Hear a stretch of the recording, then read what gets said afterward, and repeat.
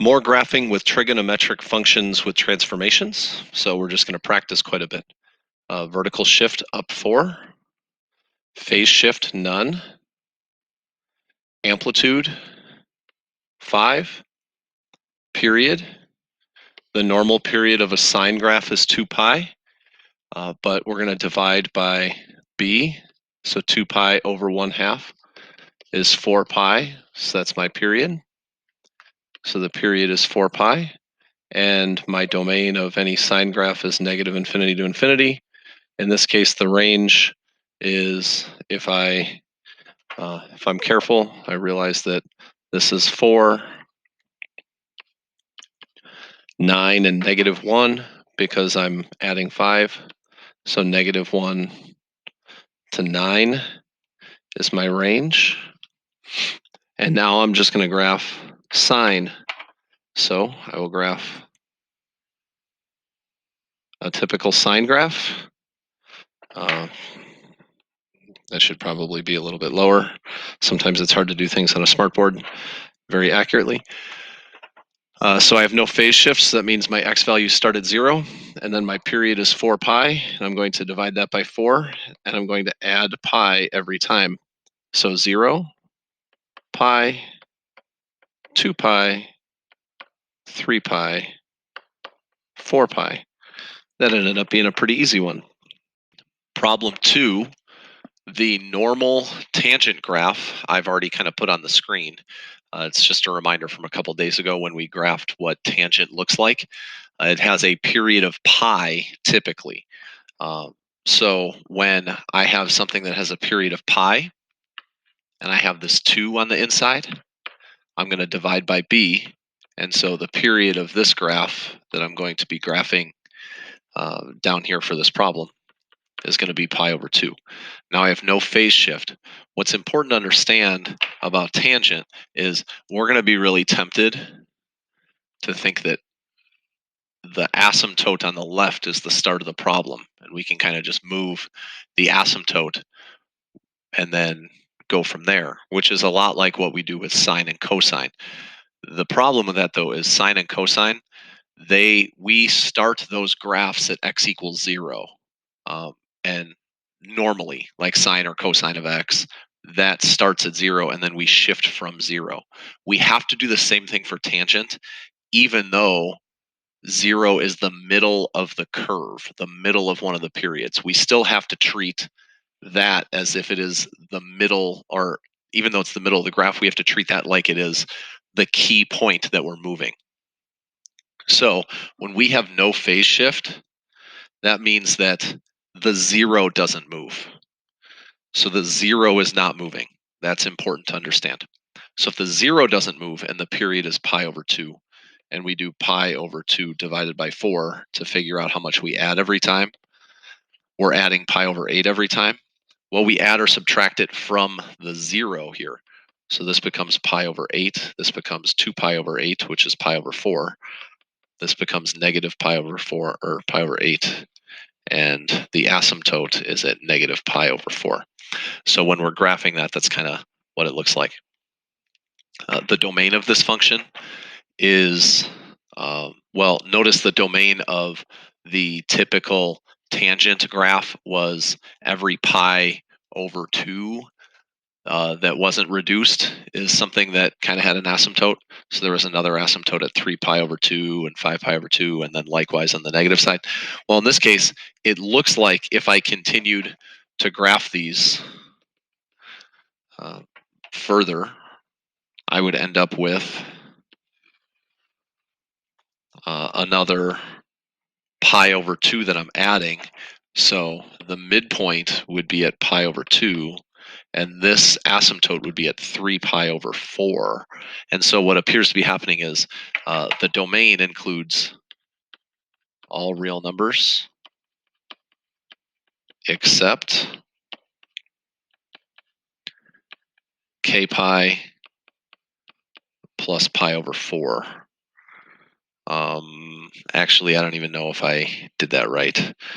If I put in 0, I get pi over 4. If I put in 1, I get 5 pi over 4, and so I'm missing one. So I have to put a k pi over 2, I think. So then, yeah, that would end up working out. But that's kind of nasty to even think about. Number 3, we haven't had a problem like this yet. We're missing a parentheses, but just pretend like it's there. We haven't had a problem like this yet, and we'll talk about it in a second. Vertical shift is down 5. Phase shift, we'll talk about that. Amplitude is 8, period.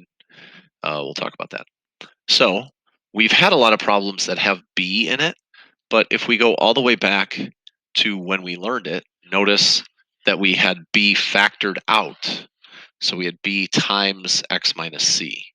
B times x minus c. Well, in this problem, I don't have B times x minus c. So the best way to go about this is to rewrite it in the format that we like. So 8 times cosine, I need B factored out. So I'm going to put B factored out. Now what happens if I factor out a pi? I have x minus 3. So that makes it a little bit easier. My period is 2 pi divided by B, which is 2. My phase shift now is very easy to see now that I've factored it out. So my phase shift is 3 to the right.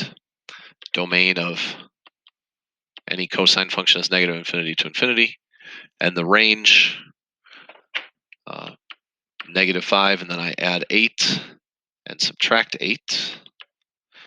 So my range is going to be negative 13 to 3. Now I graph cosine. And then I figure out what my x values are. So this x value is 3. And then my period is 2. And then I divide that by 4 to figure out what I add every time. So I add 1/2 every time. So this ends up being 3.5, which is 7 halves. This is 8 halves, which is 4, 9 halves, and then 10 halves, which is 5. And again, cosine would repeat forever and ever, but we're just doing one cycle. 3 cosecant x minus 1. So the vertical shift is negative 1, so down 1. There is no phase shift. The amplitude would be 3 if it was a sine graph, but since it's cosecant, that's kind of a weird question. The period is still 2 pi. There's no shift in there. The domain and range we'll figure out after we graph it. So I have a vertical shift down 1. The amplitude is 3 if it were a sine graph. So I go from negative 4 to 2. And then if I were graphing sine, it would start at the bottom, or start in the middle, go up, and then go down. So it would kind of look like that. I notice that every time I would be at 0 on sine, I'm going to have an asymptote. And I don't think I talked about this yesterday, but since we talked about it with secant yesterday, but since cosecant is the reciprocal of sine, that means that I basically just take the reciprocal of the sine graph and I end up getting the cosecant graph. So as I approach 0 on the sine graph, I'm going to approach infinity or negative infinity on the cosecant graph. And this would repeat forever and ever, but we're only graphing one cycle. The domain here is all real numbers, except we appear like, I guess I should put my x values in order to actually talk about this. There was no phase shift and the period's still 2 pi, so it looks like this. So it looks like at 0 pi, 2 pi, 3 pi, and their negatives, we're not going to have x values that work. So all reals except for anything k times pi where k is an integer. The range is going to be from negative infinity to negative 4 and 2 to infinity. Number 5. Oh, the 3's factored out in this case, so that ends up making it pretty easy. Vertical shift, there is none. Phase shift is left pi over 6.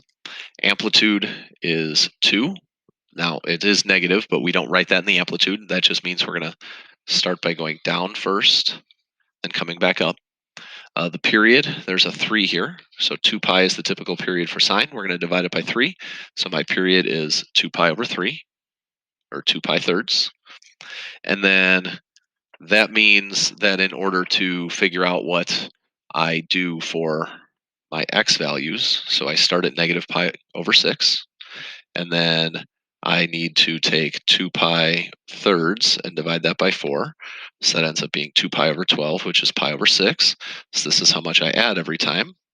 And that ends up making it really nice because this was pi over 6. So if I add pi over 6, I get 0.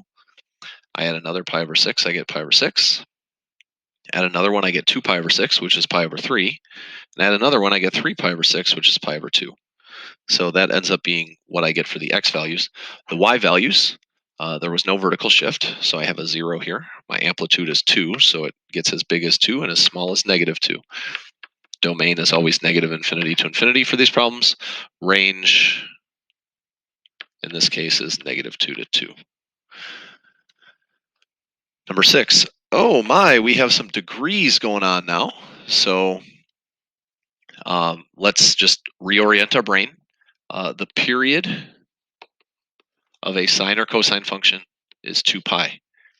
But in degrees, the period will be 360 degrees typically.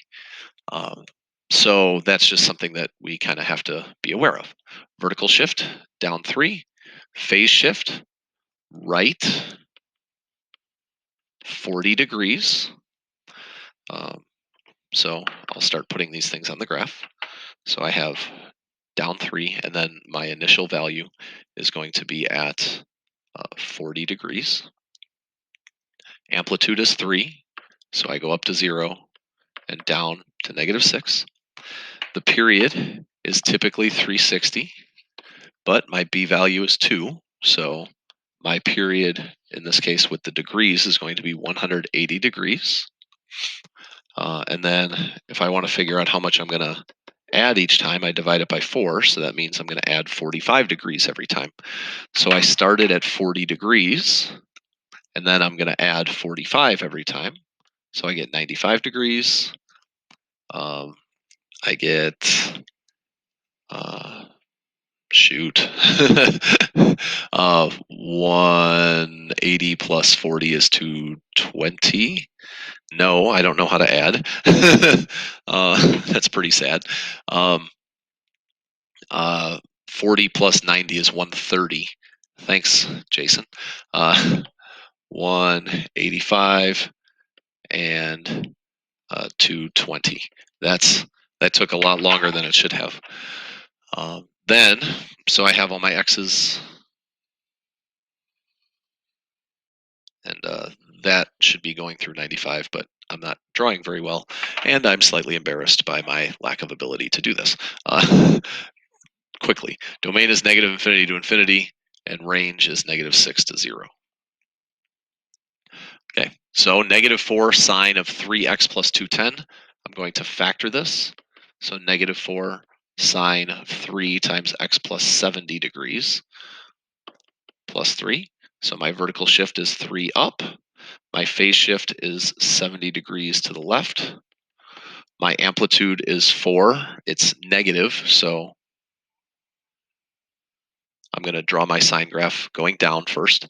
My period is 360 divided by 3, which is 120. And then I'm going to divide that by 4 to figure out what I add every time. So I'm going to add 30 degrees every time. So my period is 120 degrees. Domain is always negative infinity to infinity for sine. And the range, if I have a vertical shift up and then an amplitude of 4, I'm going to end up with negative 1 as my low and 7 as my high. So the range goes from negative 1 to 7. And then finally, let's figure out what the x values are. So I went left 70, so that's negative 70 degrees. Then I add 30 every time, so that's negative 40. This is negative 10. This is 20. And this is 50. the domain and range of this. Well, first thing, domain is always negative infinity to infinity for a sine and cosine graph. The range, I have to think a little bit. Okay, so they're telling us p is greater than 0. And then I need to kind of figure out what's happening. I have this r x minus z, but that doesn't really matter because I know that the domain and range of cosine is always negative infinity to infinity. So what I have to do is figure out what's happening. This n is a vertical shift, so n is like the middle. Then p is how much my amplitude is. So that means that I'm taking n and I'm adding p, and I'm taking n and I'm subtracting p. So my range is going to be from n minus p to n plus p.